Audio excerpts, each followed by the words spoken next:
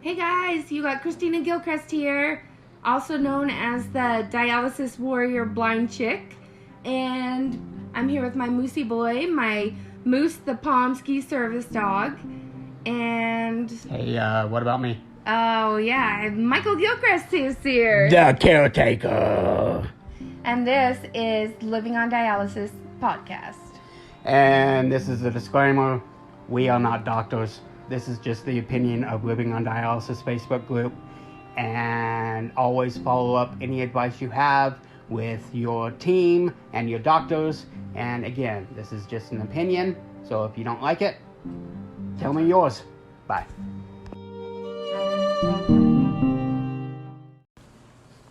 Hey guys, Christina Gilchrist. This is Michael.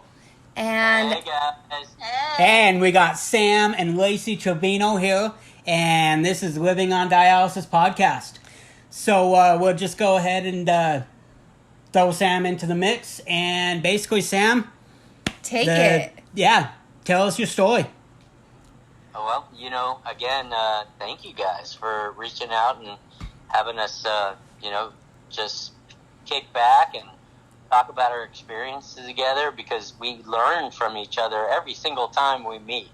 And it's so valuable. And you guys, watching what you do, you guys are really out there pushing the limit, trying to not just say, no, but, let's think outside of the box and do something different. And this is what we're trying to do as warriors. We're trying to change the way people look at us. We're trying to change the way people treat us.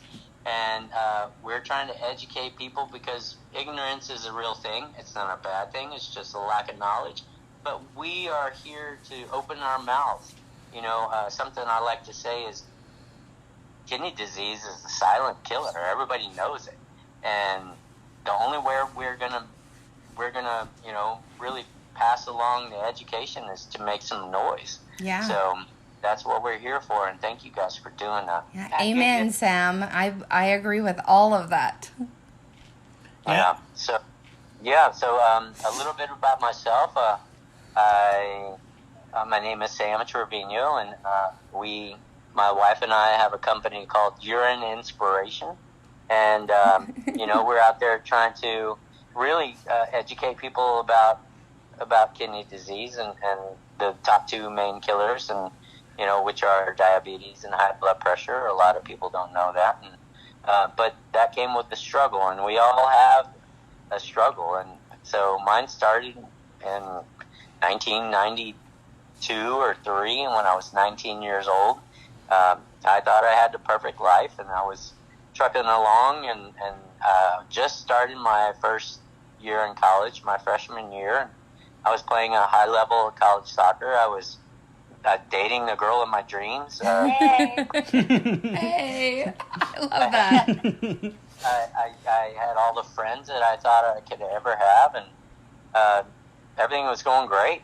Suddenly I became sick with kidney failure, and I was told I had two choices. I could slip into a coma because my blood work was so bad. Whoa. Or I could start in-center hemodialysis, and then I was met with the news that my life would never be the same again. I would never be able to do this and that. You won't be able to do that. And that statement ended with, you will never play soccer again. Dang. And in 1 second, I lost my entire identity. I lost my past, my present, and my future. And I had no idea who I was anymore. I went from being a person with dreams and goals to being a patient. Yeah. And people, number 1, 2, 3, 4, 5. yeah, and people treat you differently when you're a patient. And we're not patients. We're people. We come from all walks of life. We're lawyers, doctors, teachers, students, mothers, fathers. Athletes, friends, family. Car mechanics. Yeah, and Yeah. Exactly. that's it. And hot blind chicks. Definitely. Yeah, definitely. And that was the news that I had, and I Which is so heartbreaking. I think it's hard to explain to people how devastating that truly is. And with you being a teenager and being told, like, guess what, buddy? You're not you anymore. Like, it's so devastating. Yep. See, and Christina's is so close to that too, because she was her early 20s, and kind of the same thing of, hey, you had this life, and overnight, bam, it is all this now. And it's like, you just kind of, back then, especially back then, it was, okay, well, this is what we do, you know. Exactly, and I like that you said it's all this now. It is all this. There's responsibility involved, but it's not over. Yeah. You know? Not only this, there's more to it that people don't tell you, the positive side, you know? Yeah. Yes, and you know, as the four of us have set as our mission, we're trying to change that. Mm-hmm. You know, living on dialysis. You know, and that's what we're here to tell people is, hey, okay, so I went on dialysis, but guess what? My brain wouldn't stop and my heart never stopped. So that gave me an opportunity every single day to get up and face the day. Yeah. You know, and do more than anybody ever expected of me. So, you know, I started dialysis at 19 years old. My girlfriend, Lacey, now my wife, my superhero, she came with me. And if you heard Lacey's message, you know, she was there from the beginning. And we were taught everything there was to know about dialysis, from the wheels to the blood pump to the IV pole and to cannulation, obviously. And, you know, dialysis saved my life. I don't know why all these people, you know, your life is not over. This is a major disease. I understand that. But do you know that if any other major organ should fail in your body, you don't have a second chance? Yeah, you're in serious trouble. You said urine. That's funny. Yeah. I love it. Oh my gosh, me too. That's perfect. Sorry, it always comes up. Oh my God, it does to me all the time. Oh, I bet. Oh my gosh, I love it. I can be in the most professional of meetings, and somebody's like, urine. I'm like, You said urine. Oh, that's great. It's brilliant. But, you know, dialysis saved my life, and those people demanded that we were involved, engaged. We weren't puppets. We weren't cattle. We didn't walk into dialysis and, you know, I didn't roll my arm out like a party favor and turn my head the other way. You know, and we were involved. It was required. It was expected, and we quickly grabbed the reins and took off with it. And and studies are showing that the more that a patient and a care partner, if possible, if a patient is engaged and involved in their treatment, they gain control back, which leads to better outcomes, which leads to less depression. I mean, less hospitalizations, and people take you seriously when you're ready for a transplant. And that's what we have to spread, that news that if you're going to put yourself on a transplant list, put your money where your mouth is. And stop acting like a victim. Yeah. Do your part. I mean, you know, people are like, I can't. I can't. Yes, you can. Yeah. And, you know, like I said, dialysis saved my life. I was able to marry that girl in my dreams. We both finished college. I finished my college soccer career on dialysis. That is nuts. That's incredible. In-center dialysis, playing soccer. And what people need to realize, too, is you are doing an extreme sport and only allowed to drink, 32 ounces, if that? Yep. And that's beyond crazy. I go hiking and drink that within 20 minutes. So, I mean, it's just nuts. Yeah, I actually, you know, became to the point where I could play one entire soccer game and not drink one drop of water. That's 9 minutes of running without a sip of water. Yeah, and, you know, just it wasn't easy. It took time. It took a lot of conditioning effort. But all those people, I knew those people that were telling me, you don't have long to live. People would ask us that. How long do you have to live? Wow. Longer than you if you ask that question. Yeah, exactly. You know, yeah, put the cheeseburger down and I'll have this talk with you. You know, yeah. I mean, it's the same thing of, you know, it's like, well, we're out hiking, we're living, but this is just part of the definition of who we are. Yeah, so this is a part-time job. Yeah. Thing we have to do. Can I ask you to share something funny when you were driving the van? Yeah. So this story. Real short. My college soccer team. You know, every other weekend we had to take a road trip, and for away games. But if I could go, I was in center, so most of the time my college team left on a Friday, and I was dialyzing. If I was able to dialyze early enough, I was able to go with the team. Wow.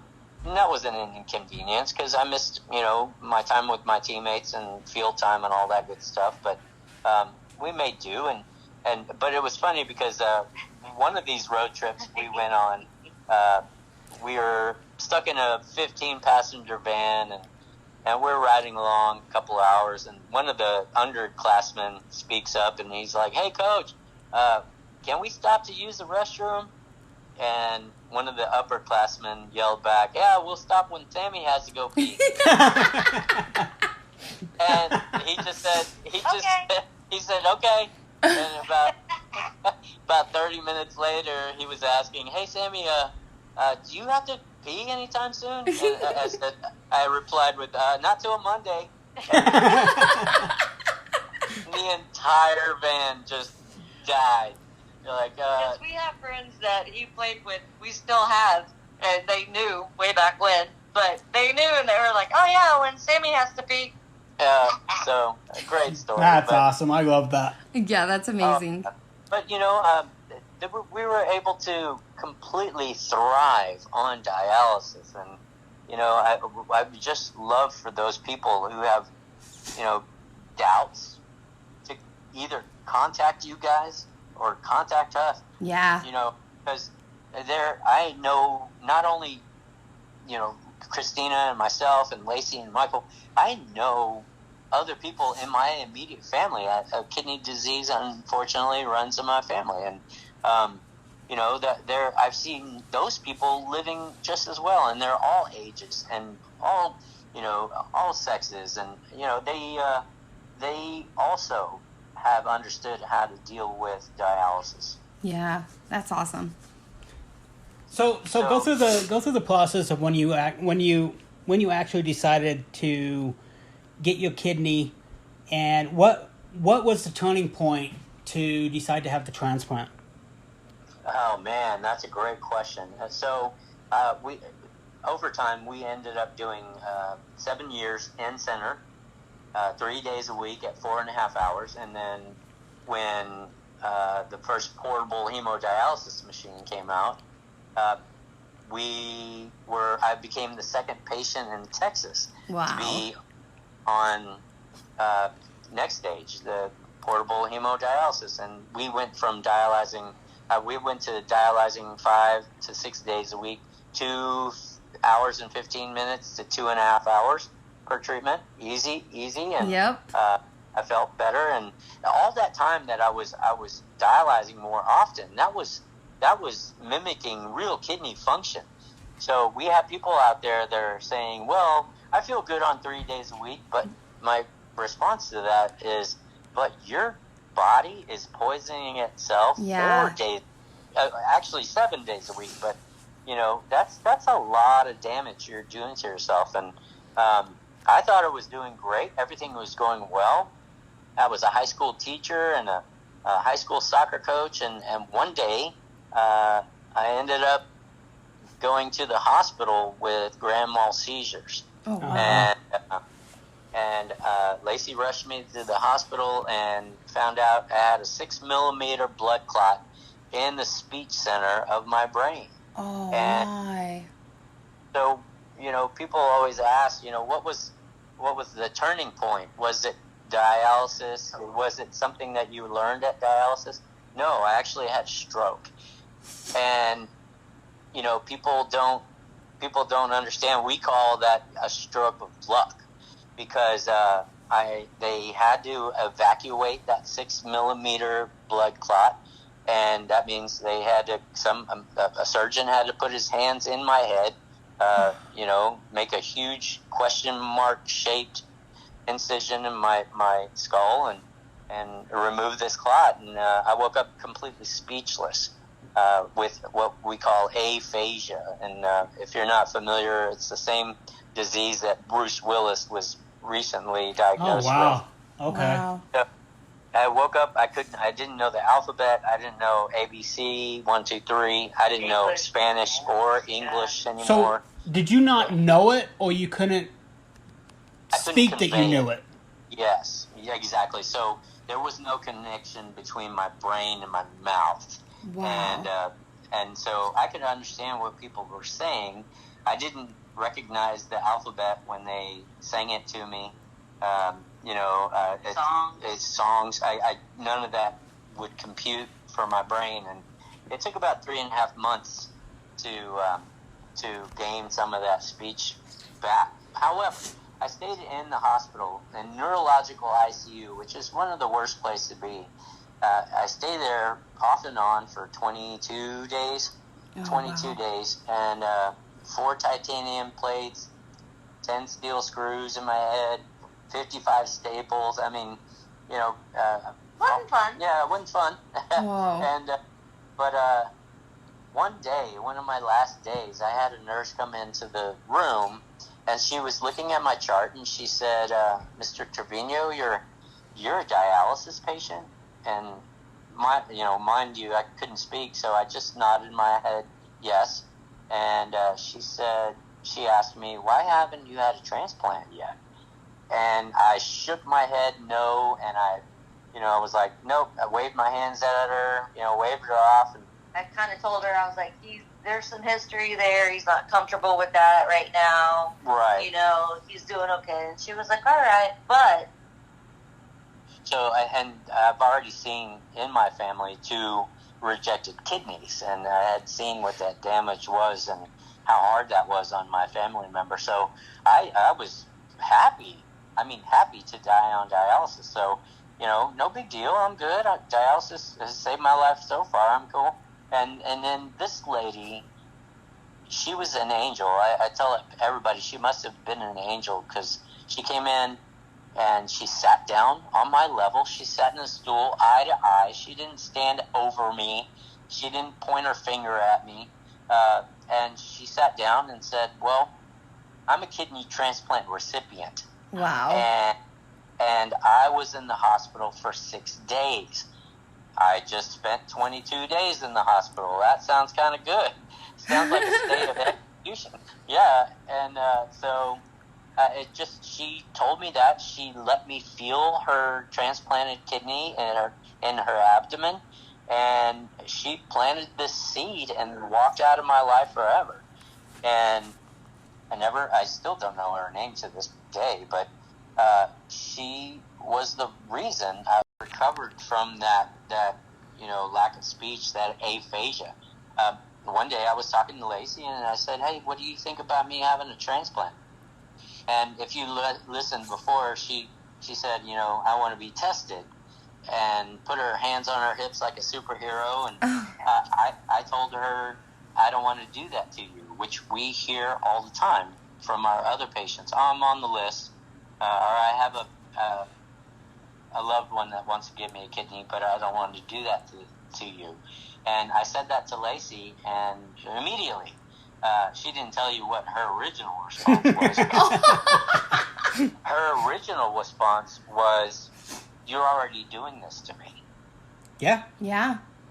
And exactly. That shook me to my core. And I realized right then and there that kidney disease wasn't just affecting the patient.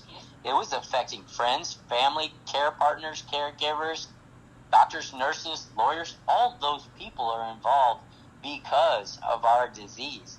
And, so I realized care of us that fast that, okay, my wife is just as important as I am in this, as my care partner and my possible donor.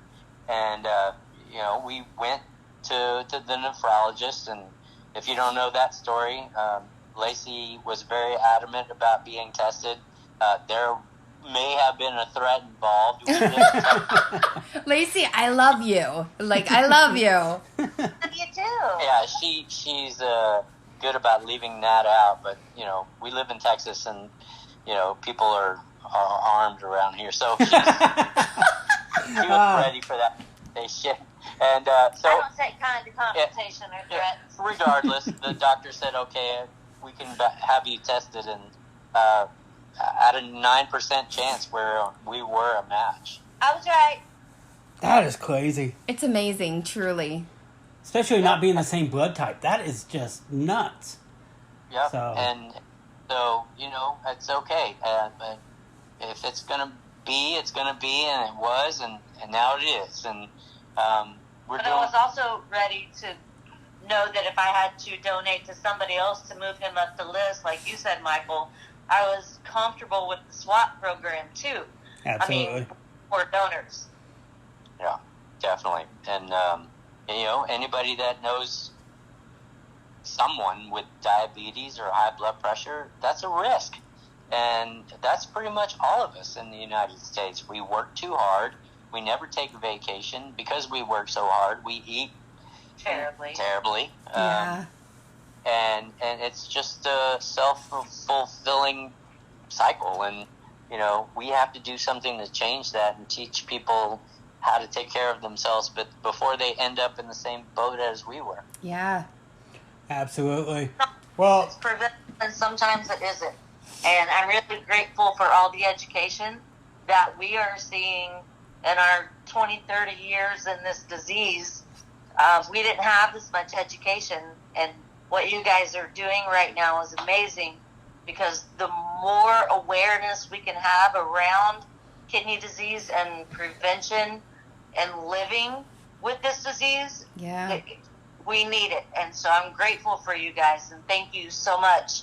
Well, when it comes to that, it all got planted with a seed, and you guys planted that seed that long ago. It's true. By just sharing the story, and just by chance, we were invited to go to this really nice. I was just excited to have a steak dinner, but we actually met Sam, and it was my jaw was on the floor. I'm like, this guy played soccer. This guy did this. This guy did this. I'm like, what the hell are we doing? And honestly, I remember sitting and just hearing the story, and about halfway through, there's this light bulb, and I'm like, wait a minute, he's doing this at home?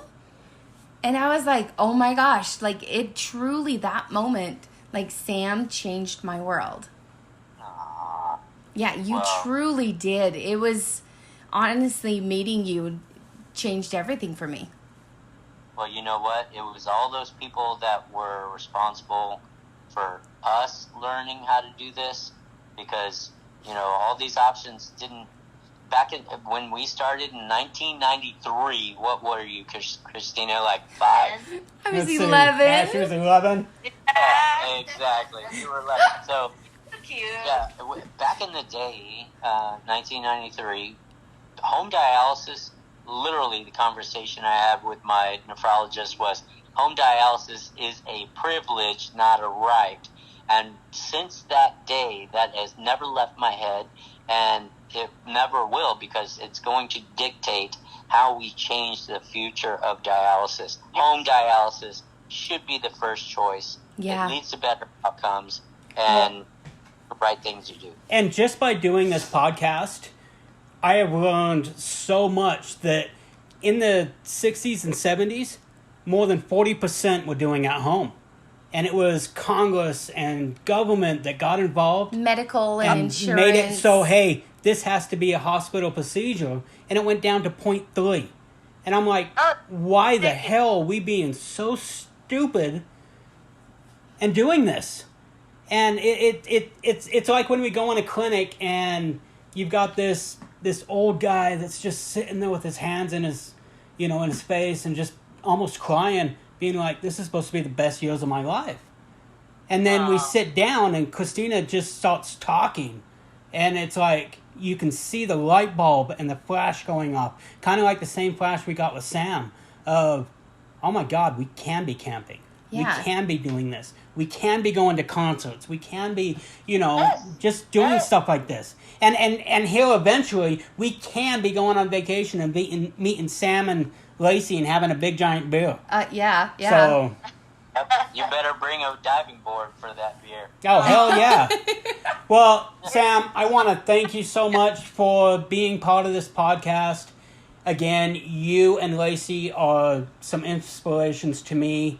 You have personally put me through some hard times that I didn't think I was going to be able to get past. Yeah. And again, Sam, like I said, I was messaging your wife at like 2 a.m., but she helped me so much. And there were times where, you know, I have a tough exterior, but with Lacey, I have been able to tell her my feelings about all of this, and she has been able to just help me throughout everything. And so, deep down, you guys will be going down as truly one of my heroes and best friends. And I just want to tell you guys, like, quit trying to one-up each other, okay?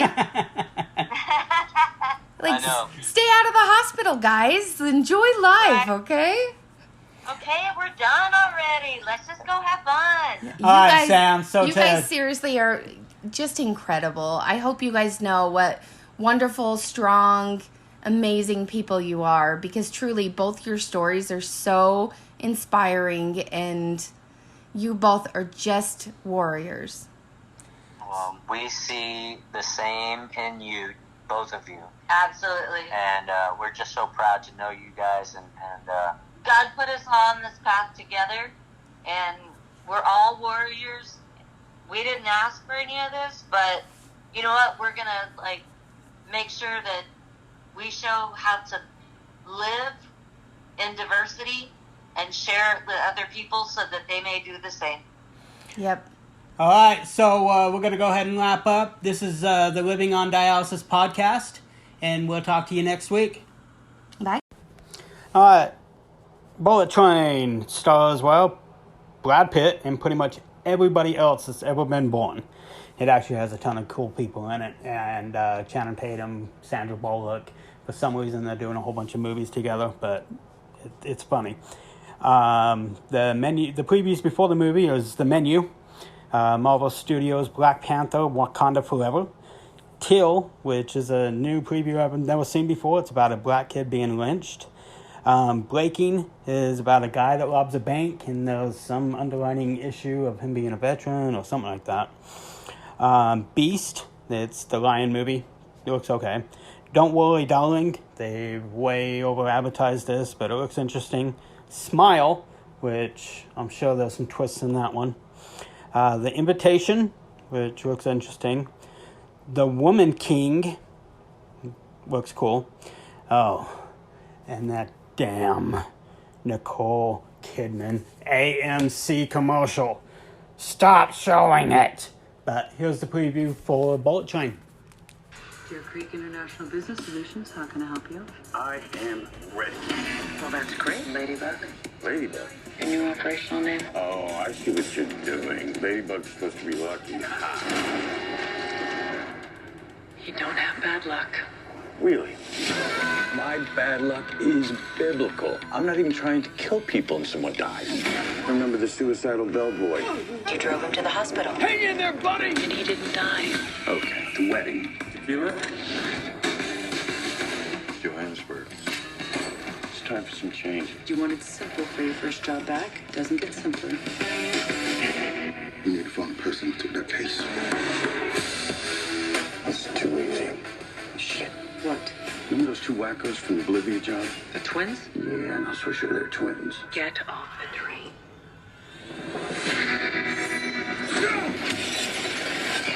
You stab me? I would never stop coming for you. What? I missed my stop. Something else going on here. Hi. You don't remember me? You look like every white homeless man I've ever seen. Really? You don't remember me?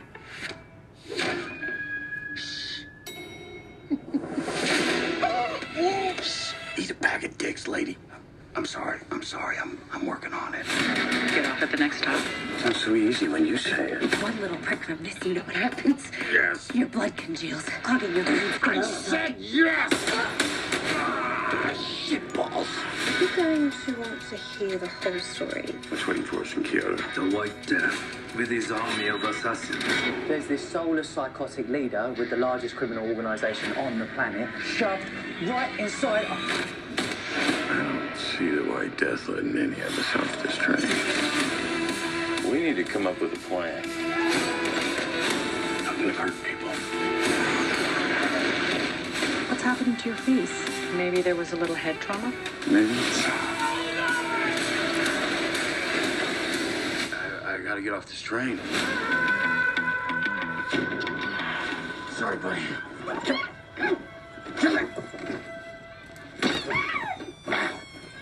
Exclusively in movie theaters. Okay, Christina and Tyler, what do you guys think of Bullet Train? I liked it. It was really good. I loved it. I thought the banter between the characters was amazing. Go and see it. It's hilarious. Funniest show I've watched in a long time. It is funny as hell. Go see it. Okay, Bullet Train was absolutely amazing. Every single section was funny as hell. Brad Pitt is just funny. He doesn't even really have to make a punchline or tell a joke. He just has to make a comment, and it just works on every single scene. And just all the cameos that are in it, just everything just kind of flows. And there's so many people that are introduced into the story. Like this piece counteracts into this piece, and this piece interacts with this piece, and every single piece is a puzzle. And I'm usually not very good at this stuff because, well, I'm just not very smart when it comes to this stuff. But this one I could follow exactly of this piece interacted with this piece, and just the entire puzzle went together amazing. Now, I want to go on just a little bit about the caretaker stuff that we did last week. I just want to tell you guys that Christina is absolutely amazing. Today, I found out that she has to go in for surgery again because her fissure and graft isn't working. She's getting some insane pressure on her fissura that's been tied off when we are cannulating her graft. And her main concern was about us going camping on Friday.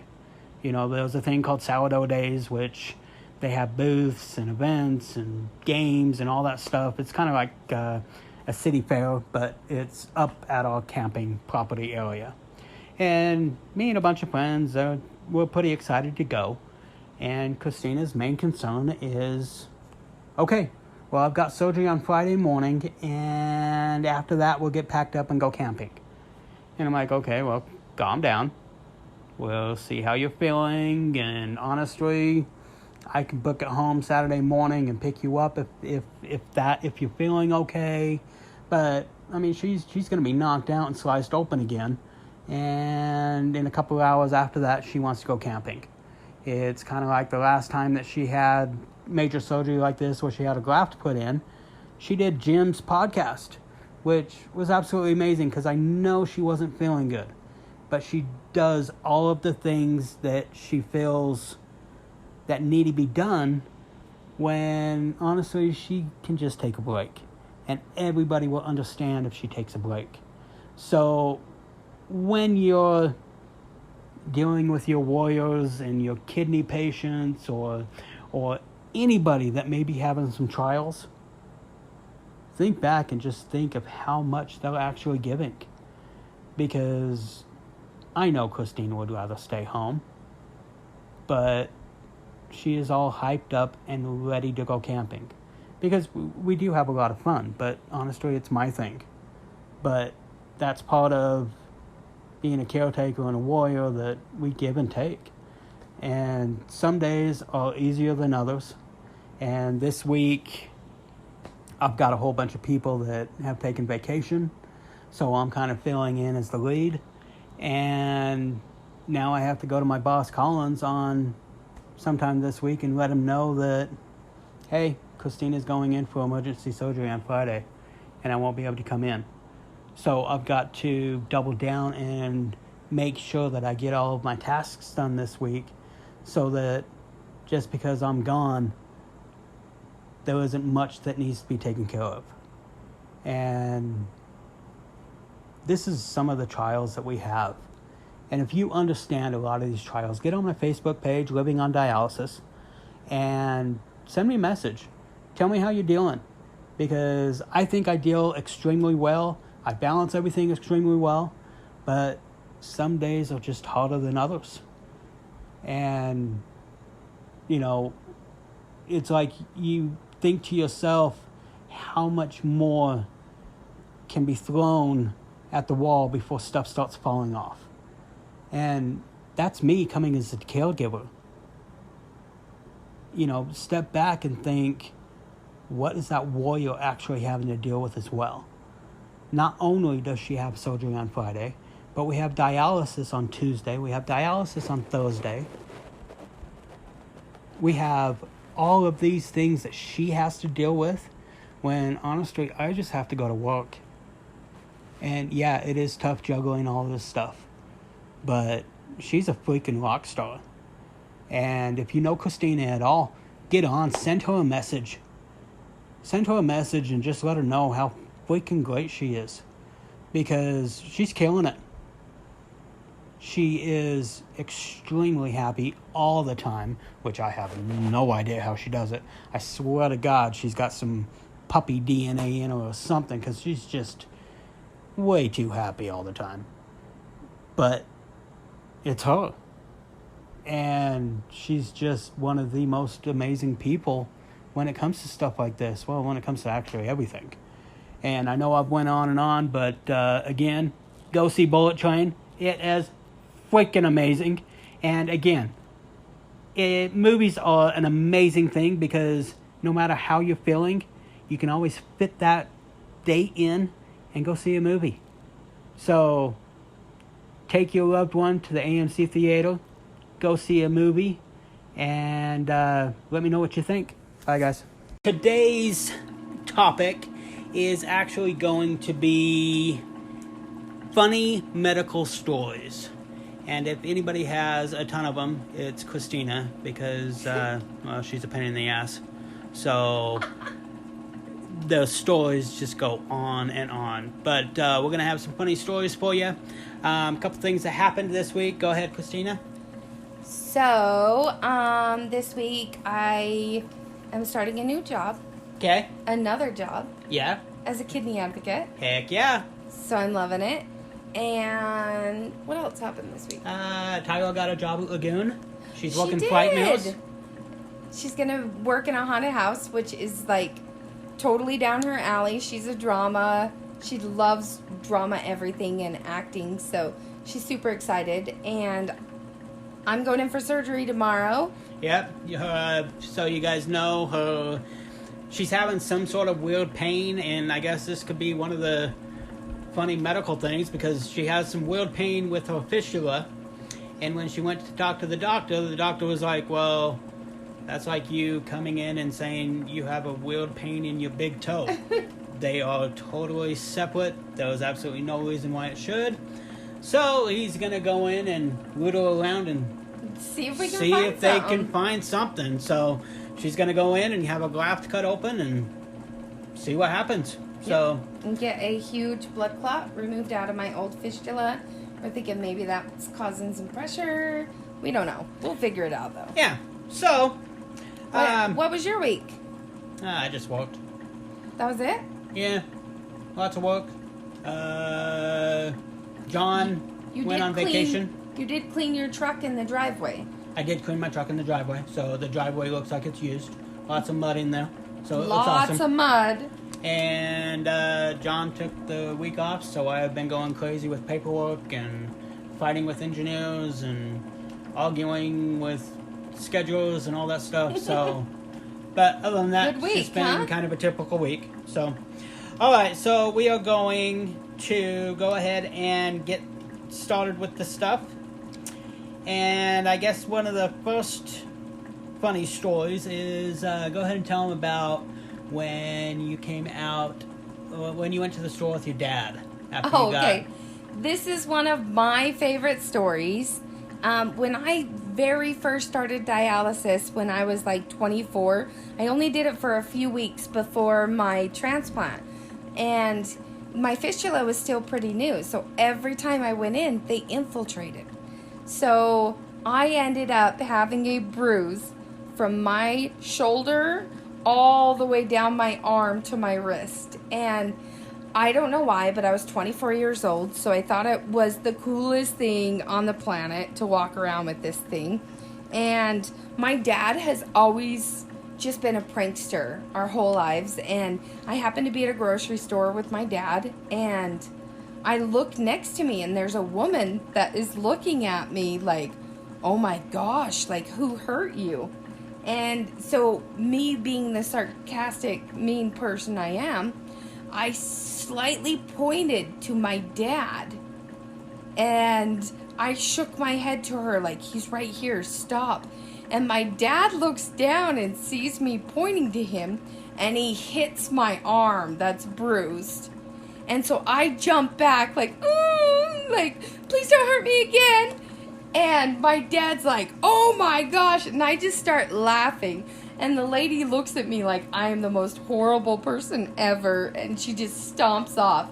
And so after that, my dad refused to ever go shopping with me again until the bruise was gone. See, and I think she's attempted to do that with me as well. Well, I would just grab her by the arm and be like, get the hell out of here. Go. Yeah. Or she'll try to pull some blind moments, and I'll just make fun of her and walk away. So she attempts to get me on that stuff, but she's not really good at it. Hey. Hey. I can get you just fine. No, you can't. Okay, so what about bleeding girl? Okay, so I had done dialysis in center, and afterwards I had an appointment with a vascular surgeon. And so I asked my brother to give me a ride because I can't drive. And so my brother got his kids in the car, and by the way, Scott, I love you.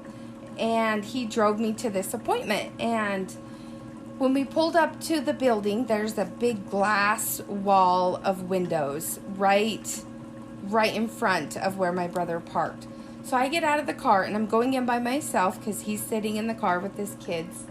And I go in the door, and by the time I hit the stairs, I realize that I am bleeding everywhere. And we all know how fistulas bleed. It's insane. It looked like a murder scene in seconds. And so I am trying to find where, in lack of better word, and at the time I don't know what I was thinking, where the hole is that the needles punctured into. And so I'm thinking, do I run into the medical doctors and have them help me, or do I run out to my brother? And my brother was a lot closer. So I turn and I head for the door. Well, I get to the door, and as I'm at the door, I hear a voice of a man, and he says, bleeding girl. And he, of course, has this amazing accent that I'm probably destroying, but it was incredible. And he said, bleeding girl. And he says, when you are bleeding, you run into the medical facility, not out of the medical facility.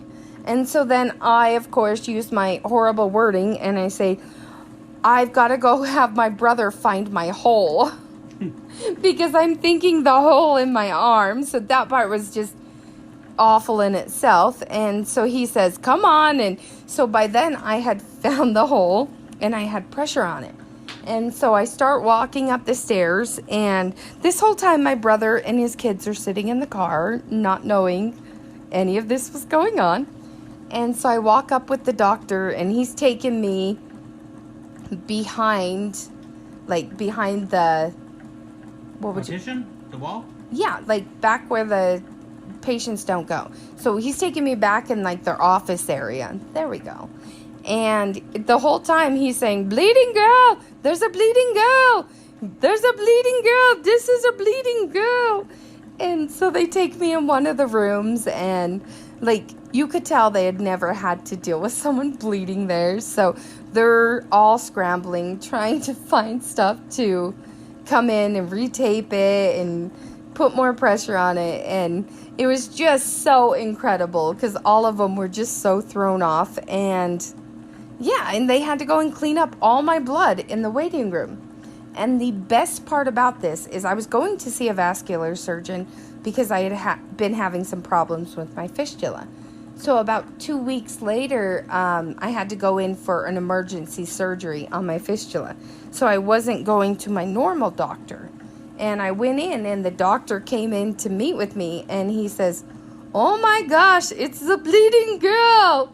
And I was like, "Oh my gosh, no way." And so we end up telling all the nurses and everyone in the surgical room the story, and we all just sat around laughing. So it ended up being just hilarious. Okay. So you have a story about your first dialysis? Yeah. So this story is quite dramatic. It was a life-changing moment in my life.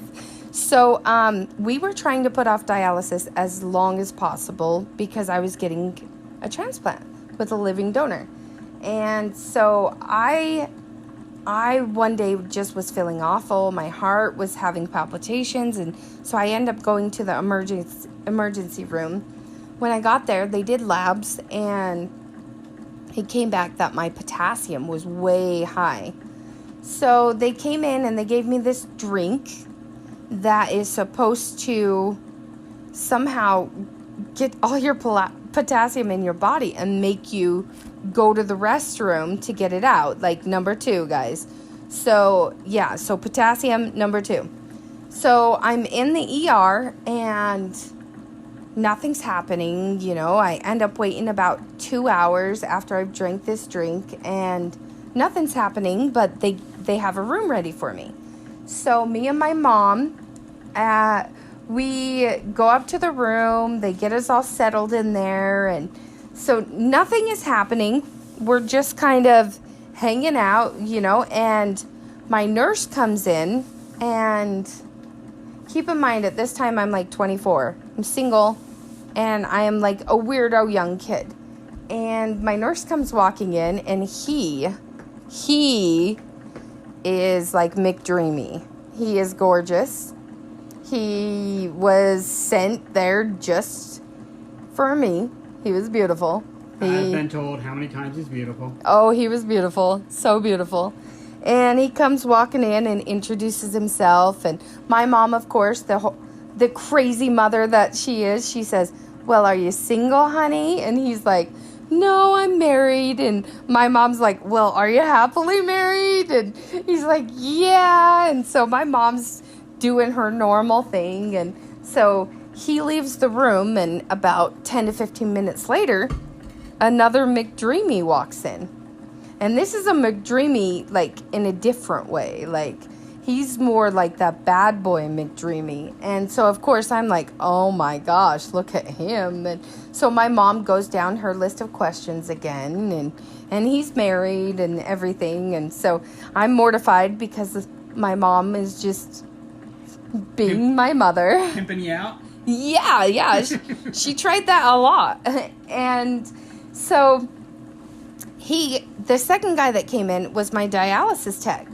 And so he says, "Hey, we're going to put you on dialysis and get this going." And so I'm thinking, okay, cool. Let's do this. It just is what it is. And I have completely forgotten at this time that I drank a drink to make me get rid of all the potassium in my body. So he comes in and he sticks my needles, and he's starting up the machine, and I ask him, "Hey, what happens if I have to go to the bathroom?" Because the bathroom's right there, like not even 5 feet away. It's right there. And he says, "Oh, well, we'll bring in a bedpan."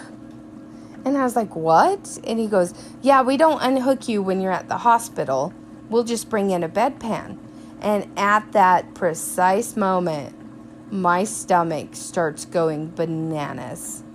Like, it is seriously, it was insane. It started going crazy. So I was like, I think I have to go to the bathroom. And he's like, "Okay, let me call your nurse." And so this beautiful nurse comes walking in with a bedpan. Another beautiful one. No, he was the first beautiful one. Oh, okay, sorry. There was 2 beautifuls. Gotcha. Yes. Just 2, okay. Yeah, so the first beautiful nurse comes walking in with a bedpan. And at the time, I didn't know it was called a chuck, but like a dog potty pad, you know. And he says, well, how do you want to do this? And I'm like, I want to die. Like, I do not want to do this. And so I'm mortified. And my mom, honestly, I have never thanked her enough for this. And I will be in her debt for the rest of my life, because she stands up and says, oh, don't worry, honey, I got this. We can handle this. And I'm just like, thank you, Mom. Thank you so much. And so Mr. McDreamy is like, are you sure I can really help? And my mom's like, no. So McDreamy number 1 leaves. Blood pressure. So McDreamy number 1 leaves. And so the dialysis tech he's in there. And I was like, can you just go out for a while so we do this? And he goes, I'm sorry, I'm not allowed to leave the room. And I'm like, oh my gosh. And I'm like, please leave the room, you know. And so he decided he would stand outside the door with 1 foot in the door and apparently try to look the other way or something. So me and my mom together, which, again, if you've been on dialysis, you know that cramping is very common on dialysis. And it's not like a cramp. It's like a Charlie horse on steroids.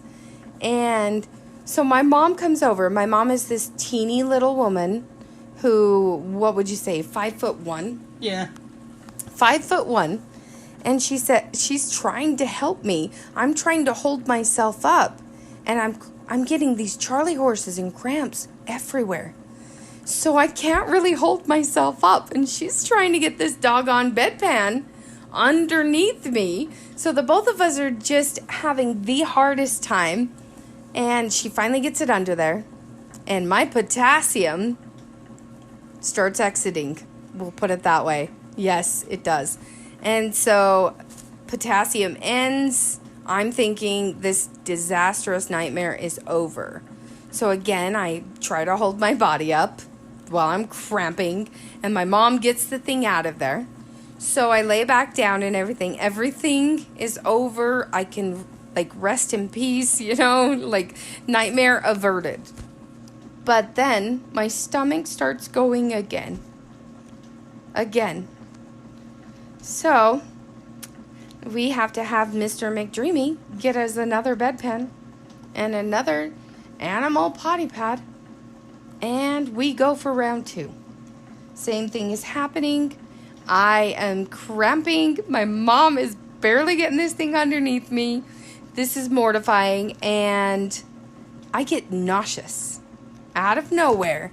So my mom gets this bedpan underneath me. I start getting crazy nauseous. And so I have to tell McDreamy number 2, I'm nauseous. And he brings in a nausea bag, and I automatically sit up and go to throw up in this bag.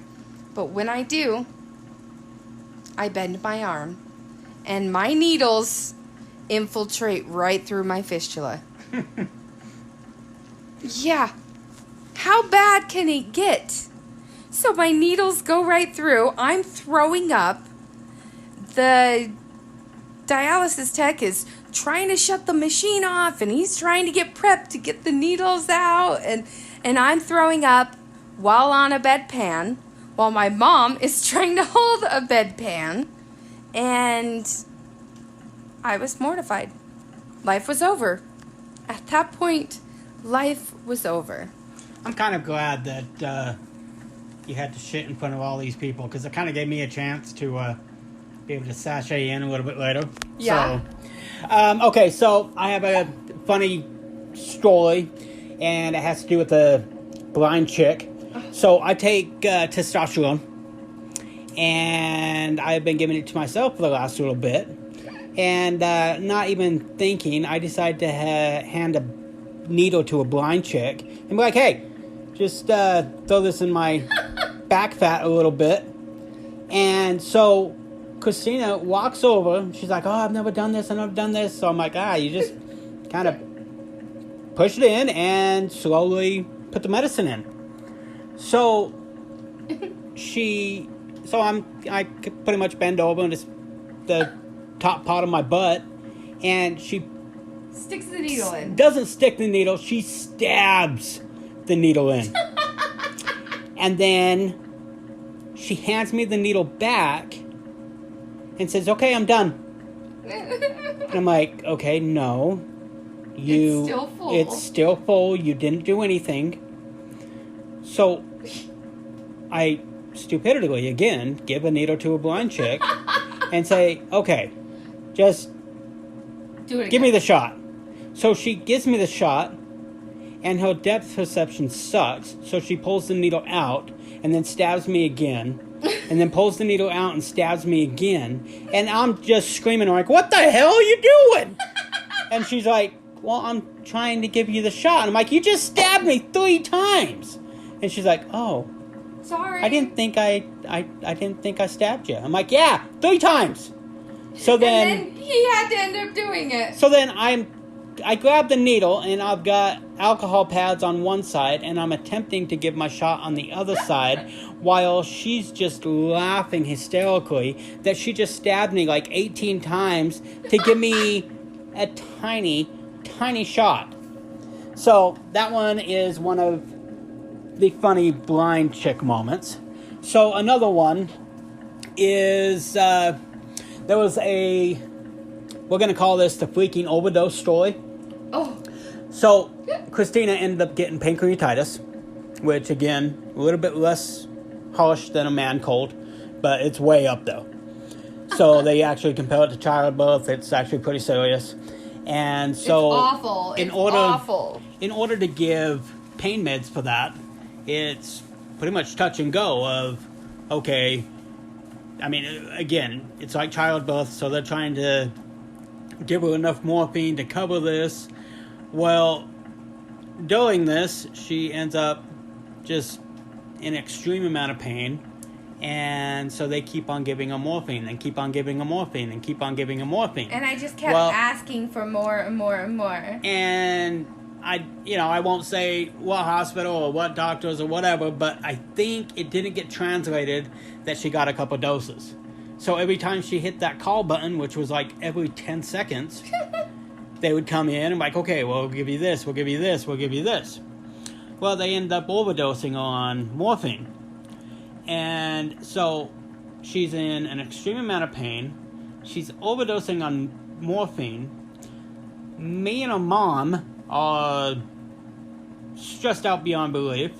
And every time she kind of wakes up a little bit out of the morphine coma, she looks at her mom and looks at me and is like, if you don't think I know that you guys have me here without me knowing, I'm onto you.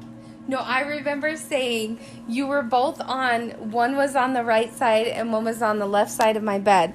And so in my mind, I had concocted this whole thing, but my mom and Michael are standing there, and I was like, I don't know how they got you, and I don't know why you flipped on me, but I know what's going on. I will get out of here. And so in my mind, on all these medications, I had for some reason turned my hospital room into like a hostel or something? Well, it was like a basement in an apartment, but it was like a drug den. And people were selling drugs. And for some reason, Michael and my mom had like put me there and was like, hey, give her drugs. And so I was like, I'm going to get out of here. And when I do, like, you two are going down. And it was insane because the hospital room completely transformed in my mind. There was a window on the right side that I thought I could get out of. I had planned escapes. It was so intense. So, and her mom, while she says this, her mom looks at me and she's like, did you hear that? I'm like, yeah, she's freaking nuts. And she's like, well, what the heck's going on? I'm like, I don't know, she's freaking wacko. And so, and again, I throw in some comedy with it just to keep everybody centered. And we found it actually became kind of serious because we actually found out they gave her way too much morphine. So they ended up giving her Narcan, which, if you ever experienced Narcan, it's one hell of an experience as well, because they go from batshit crazy to, oh my god, this is painful, to, oh my god, give me more medicine. So, and at that time, though, like, the crazy thing is, before I had gone in the hospital, I had been put on 2 medications that apparently they interacted with each other, or they kind of gave you an overdose of that as well. Yeah. So I was hallucinating nonstop. Oh, and the hallucinations keep going when we get home. So we end up going home, and she would randomly, well, okay, so it was actually kind of scary because she was just hallucinating beyond belief. I was having conversations with people who just were not there. She would get up and she would walk into the wall and she'd be like, oh. And I'm like, what the hell are you doing? She's like, I'm getting back in bed. I'm like, okay. And then she would yell out in the hall, Gary! I'm like, what the hell are you doing? It's 2 o'clock in the morning. She's like, no. Gary's in the hallway. Yeah, and then she'll go, Christina! I'm like, what the hell are you doing? One, it's 2 o'clock in the damn morning. I've got to be up in 2 hours. And she's like, oh, no. There's some party going on. If you think I don't know about it, you are sorely mistaken. So she became a valley girl at that time, too. So I'm looking at her, I'm like, okay, Gary is not in the hallway. Kashina is not in the hallway. But I was convinced. Yes, and then she goes, oh, so I guess your mom isn't either? Like, no! My mom is not in the hallway.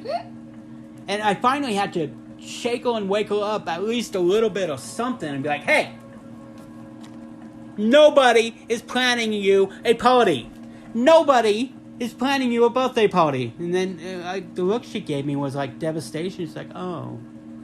I'm like, well, damn it, now I feel bad and I kind of want to plan her a party. And tell them about the cats. So, and then go ahead and tell them about the cats. So, for some reason, I saw cats everywhere. And the craziest thing, because I would see a cat and I would lean over to pet the cat and there's no cat. My hand would go right through it. And then there'd be another cat that popped up and I'd try to pet it and my hand would just go right through it. And again, this is kind of like a scary time because she's doing this all the time. And she would wake up out of sleeping, like I'd finally get her to sleep, and then she'd wake up and go, hey kitty! I'm like, oh my god, she's freaking crazy. All of that ends up happening and, we end up fixing the medicine and all that stuff. But yeah, that was not going to do that again. That was a random screaming her brother and sister's name and apparently thinking my mom was in the hallway because there was some sort of surprise party that we were planning for her. Yeah. So I was convinced. And then this was like right after I met her. She got out of my truck and she goes running. Okay, wait. You have to say, like, it was one of the first times I met your parents. It was the first time she met a bunch of my family, my parents, and my parents go outside. They're all outside. It's like a barbecue or something like that. And she immediately gets out of the truck and she starts walking to the neighbor's yard and goes, here, kitty, kitty, kitty, kitty, here, kitty, kitty, kitty, kitty. And of course, I was like, your neighbor has kittens. There's 3 or 4 kittens over here. Like, no, there's not. And she's like, yes, there is. And she goes running, and they fly away. Yep. So, that was Christina's flying cat moment in front of, 9 of my siblings and parents. And then she just looks at him and goes, well, blind moment. Yeah, that was a blind moment. Yeah. So then, and then there's also random texts to the wrong people. Yeah, that's happened. It happens actually all the time. I have a friend that her name is Melissa. Melissa, I'm sorry. I mistake her for Michael all the time. Yeah, and we kind of said loving messages. Yeah, and so sorry, Melissa. Yeah, sorry about that. And same with I'll be texting her about something, and then my mom will text her out of the blue. So then she'll reply to my message to my mom, and then my mom will just be like, "What the heck? What?" And she's like, "Oh, sorry, blind moment." Yep. Or or we'll randomly text one of her friends that it'll be, "Hey, you need to be over here at 6 p.m. for dinner." And they're like, "What?" Oh, blind moment. That was for Michael. And I talk text, and so I've sent some pretty bizarre text messages, and they've said some insane things. Yes. All right, so go ahead and tell us about Tyler when she would go to dialysis with you, and she would end up having to go to the bathroom. Yep. So I took Tyler with me to dialysis all the time when she was younger. If she was sick, my parents had to work, so I took her with me, and she was a little butthead. Because she'd say she had to go to the bathroom, and she'd go to the bathroom, and she pulled the alarm every single time she went to the bathroom. So on cue, 4 or 5 times during dialysis, the alarm went off, woke everybody up, and everyone freaked out until we just got used to it. It's Tyler. It's Tyler. Yeah. All right, and then this one is not really a medical moment, but it's a blind chick moment. And it was when I first met Christina. And, well, first off, my dumb ass thought I was getting tickets for Lady Gaga. So, I planned this whole thing. I refused to tell him what was going on. I told them all to get nicely dressed up. And I figured we were going to this concert. And Lady Gaga was coming out, and they were going to meet her. And we go to this little playhouse. And it was actually one of the coolest playhouses we've ever been to. Yeah, we absolutely loved going. Tons of times after that. But, I got the perfect table. It was in the far back. It was right in the center where you could see down onto the stage. And about halfway through, I lean over to Christina, and I'm like, "What the hell's Lady Gaga?" And I was like, "What do you mean?" Because one of the characters was Lady Gaga. And I'm like, "Well, Lady Gaga's supposed to be here."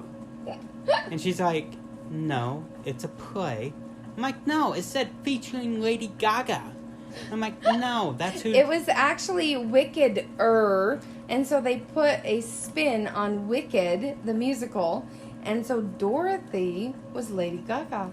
And then I lean over and I'm like, "What the hell is going on?" And Christina looks at me and she goes, "I don't know." I'm like, "What do you mean you don't know? You're not watching it?" She's like, "You took a blind chick to a play and put her in the dark corner in the back." I'm like, "Oh yeah, I guess that's kind of stupid, huh?" He thought they were the best seats. And so he specifically got those seats. And I was like, got those seats. I paid extra for those seats. And like I said, I had them all dressed up. And about halfway through, and I'm like, "Well, Lady Gaga's not coming out." And we all went walking into this little playhouse, all dressed up, all fancy, and everyone else is in their normal clothing, and we looked like weirdos. Well, and I remember thinking, I'm like, they're not really dressed up for Lady Gaga. Because this is supposed to be like this big thing. And no, not Lady Gaga. Some high school kid that pretended to be Lady Gaga. Yeah. So, those are some of our funny stories. In the comment section, we put, show your funny story. And the funniest ones we'll kind of repeat on here as well. Awesome. So, thanks guys. This is Michael. And Christina. This is the Living on Dialysis podcast. Hey guys, welcome to Christina's Crazy Corner. Today is going to be the best crazy corner ever because we're at Beans and Brews, right? Beans and brew. Yeah, and we all have coffee, so we're all happy, and we're all here in person. So tonight we have Amber, Suzie, Tyler, and you got me. So, I've heard that tonight's not going to be so funny. Let's see. Here we go, Ty. Alright, so today we're talking about the Sauter children, if you've ever heard of this case. Never heard of this one. Me neither. Sounds familiar to me, actually. Ooh. I am obsessed with, like, crime podcasts. I am too, but after I hear it, I like delete it out of my brain. Yeah, sometimes that happens too. Yeah. I'll remember, like, halfway through. I'll be like, oh, yeah, them. Yeah. Yeah. Okay, Alright, Ty. so this is actually a case about 5 children that went missing on Christmas Eve. All 5 of them went missing together? Well, all of them went missing at the same time. There's actually 10 children in total. Is it in a family? Yes, they're all the same family. 10 children? And When half was of them this? went missing. Yeah. I mean, I know we're in Utah. It was but when 19. Is this and where is it? Not in Utah. It was West Virginia, 1945. Oh, Ooh, wow. okay. That's a lot of kids. Yeah, no DNA or anything. All right. So during Christmas Eve, it talks about in here how they actually were just getting ready for bed, and it's basically going through everything, and that they were just getting ready for bed and stuff. But so apparently, stop it. They're just getting ready for bed and stuff. Okay. And they were getting ready for bed and stuff. Stop it. I would say, like, Stop brushing their teeth, Yeah, having maybe- a nice warm cup of milk. Maybe Christmas pajamas. I hate you guys. I quit this job. See, I thought this was supposed to be dark, but Christmas? with Yeah. twin siblings? Okay. That's a good Christmas. Okay, I'm sorry. We've all been scolded. Go ahead. Okay. So Jenny Sauter was the mom. Jenny was woken up at 12:30 a.m. by a prank caller. The caller asked for someone who didn't live at the house and laughed in a way that Jenny would later recall as weird and unregular, and was drowned out by the clinking of glasses and background laughter, so she just thought it was some drunk guy at a bar that was probably intoxicated and just decided You to know randomly that guy is probably at the same Beans and Brewery that we're at right now. Keep going. You're annoying. But so, a half an hour later, she was again woken to a loud thud. An object had landed on their roof. It's Santa. I remember this, and that's what I thought too when I heard that, but no. And it rolled down the side of their house. And she just ignored it. And she eventually woke up for the 3rd time at 1 a.m. What if it was Santa and he had rolled off the roof And you he just- was internally bleeding? You just let outside of him her? go. But you know what? I feel for this mom. She has 10 kids. For everybody. You have 10 kids. Like, something hits her roof. True, but you don't you even think? care. Just Don't you think care. maybe it was one of the kids like snuck out of bed? If no and- one's screaming at that point, you go back to bed. You're done. Good idea. Good idea. Okay. So she was woken at about 1 a.m. again, but this time she smelled smoke. Oh. That might be a wake-upper. The home office, which the father, George Sauter's, it was his office, was on fire. Jenny ran to their bedroom to wake him up, and they dashed around trying to get all their children up. And so those who stayed awake late, the kids, were up in the attic. Access blocked by a burning staircase, so they weren't able to get up to the kids.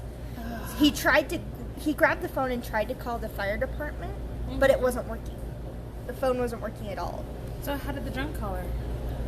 Well, it was had after. been working. Oh, after the fire. I got you. The fire might have stopped And it the or noise on something. the No, roof it could was- have been the kids in the attic. Maybe, There was kids in but here's the thing. The 2 parents, the 3 eldest siblings, George, John, and Marion, and 2-year-old Sylvia escaped the burning house. One of the children ran to the neighbors to call the fire department, while George ran to the side to grab his ladder in order to climb to the attic to rescue the remaining kids. Oh, good idea. Well, the ladder wasn't in its usual position. It wasn't there resting against the side of the house. They didn't know where it was. Until later, it was actually found in a ditch. Oh, wow. Away from the house. So someone knew kids were in the attic. Mm-hmm. And then he tried to start one of his trucks to drive to the side of the house to get back up into the attic. It wouldn't start, though. The truck had actually just been looked at and said it was in perfect condition. He went to his other truck. That one also wasn't working. Both the trucks weren't working. But meanwhile, the fire brigade was severely understaffed due to both the time of the year and the fact most firefighters were serving overseas in the war. So, the fire chief, who was the only man working that night, could not drive the truck. Had to ring around to find other firemen. Why can't he drive the truck? Can you imagine? Because he needs other people to help him be able to work the truck and get everything ready. Oh my gosh. It takes more than So- one. It's like a whole crew on those things. Yeah. Mm-hmm. Yeah. And so it was around an hour until the firemen got there. And their house had already burned to the ground. The 5 members of their families trapped inside. And so they went through the ashes. They were unable to find any trace of the 5 children. No bodies, no bones. So the kids in the attic were not in the attic? Well, they could hear them in the attic when the fire started. They're all freaking out. But so, they just thought that they probably would have passed out from all the smoke inhalation and stuff up there. But they didn't find any evidence that the kids were already still in the house. And so there's actually a lot of... I wonder if it's possible for a fire to burn so much that it just ruins any evidence. Like, can the bodies burn and just It would have disintegrate? to be... Yeah.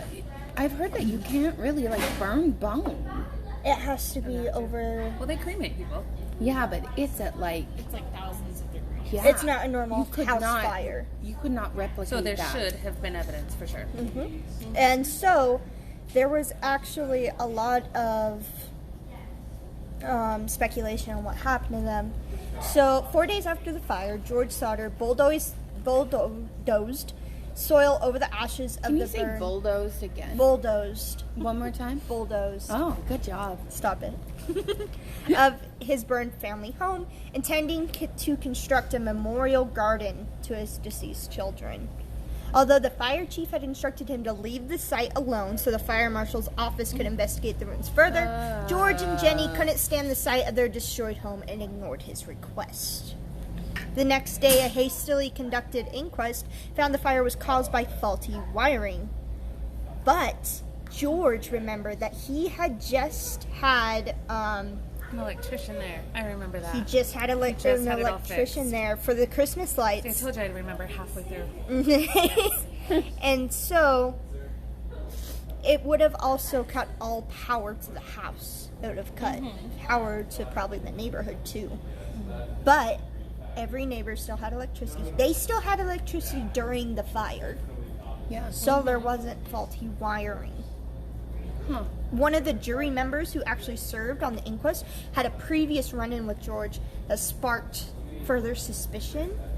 He was a life insurance salesman who became annoyed when George rejected his business. And he said, and this is in quotes, "The house will go up in smoke and your children are going to be destroyed." That's what the insurance guy said? My God. But so more suspicious evidence mounted up to suggest this was a case of arson.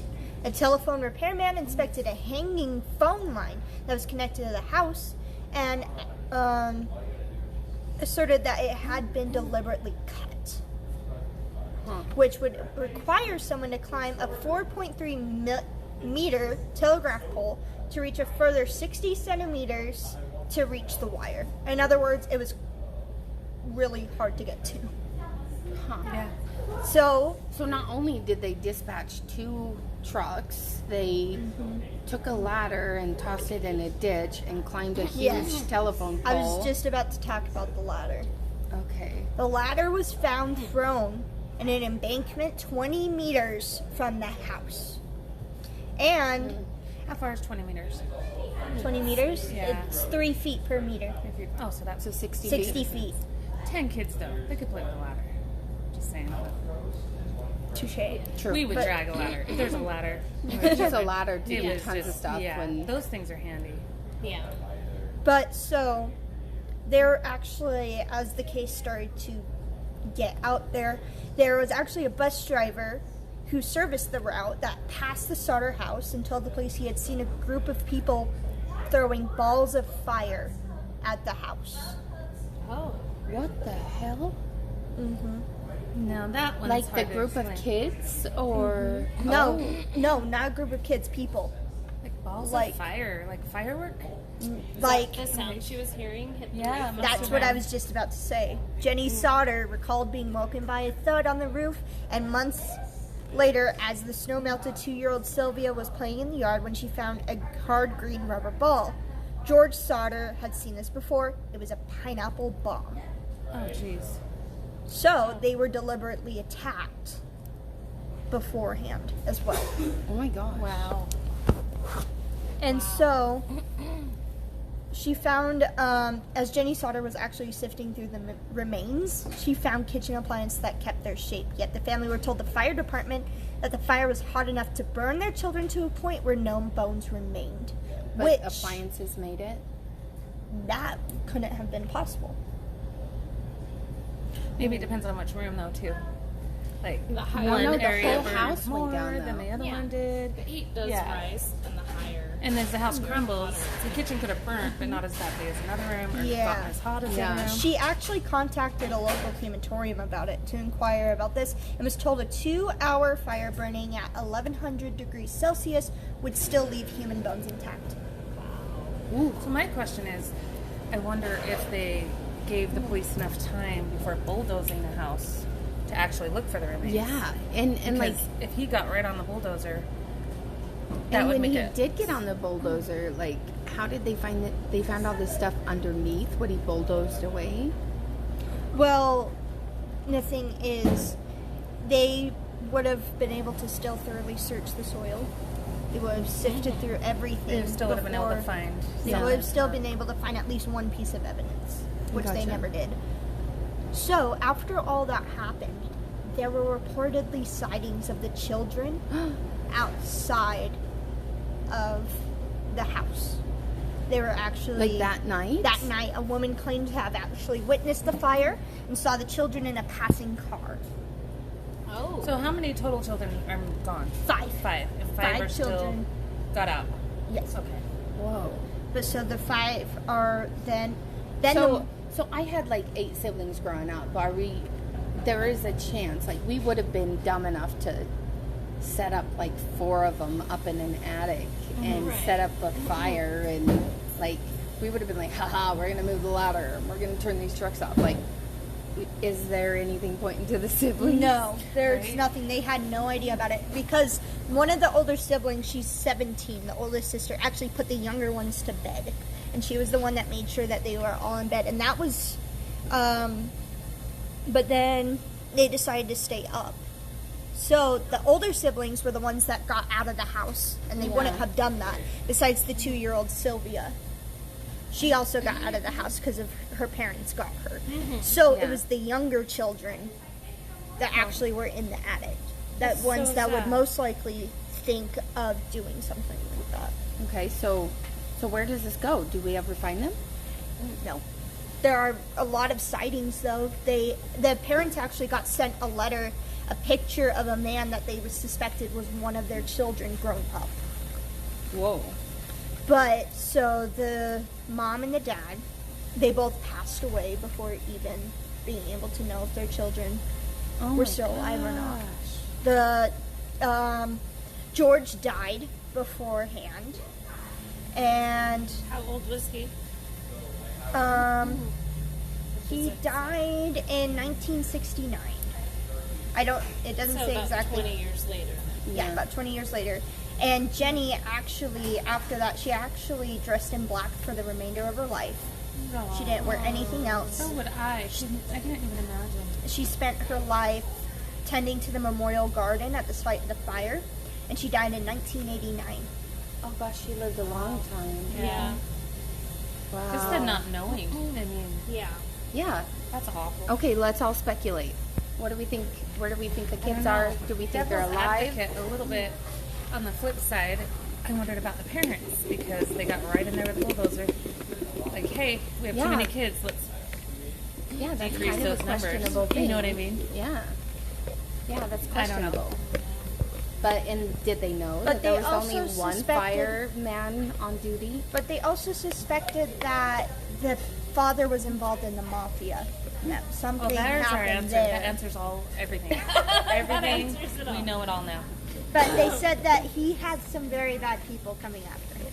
So that explains it all, right there. We know it. They threw green balls. The green balls at the house, and just All right. Well, that one's insane. So, all right, guys. I feel so bad for that mama. Oh, that's horrible. Poor mama. Oh. Okay, guys. Well, we are done with time. So, thanks for coming. We'll talk to you later. Bye.